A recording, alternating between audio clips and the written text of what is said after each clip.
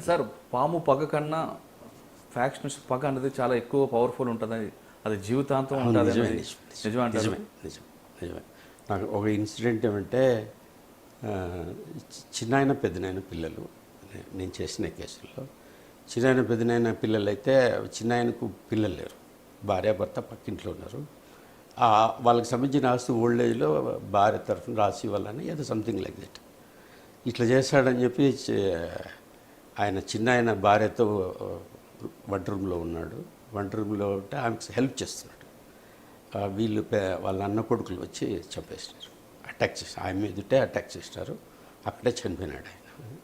అంటే ఇప్పుడు ఫ్యాక్షనిస్టులు ఏరియా గుర్తుకొస్తూ ఉంటుంది అది ఇప్పుడు ఉండే వాళ్ళకి.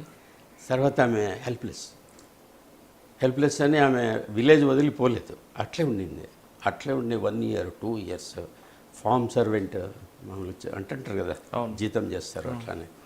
అట్లా అతనికి కొంచెం డబ్బులు ఇచ్చి అది చేసి ఇది చేసి కొంతకాలం అంటే ఒక 2 years తర్వాత ఎవడైతే చంపినాడో ముద్దాయి ఉన్నాడో అంటే వాళ్ళ బావ కొడుకు, ఆ ముద్దాయికి సారాయిలో పాయిజన్ ఇచ్చి చంపించింది. అతను పాయిజన్ తీసుకున్నాడని తెలియలేదు, డ్రింక్ తీసుకున్నదే, అరాక్ తీసుకున్నానని ఏదో ఇల్ హెల్త్ అయిందని స్ట్రగుల్ అవుతున్నాడు. Is about to die.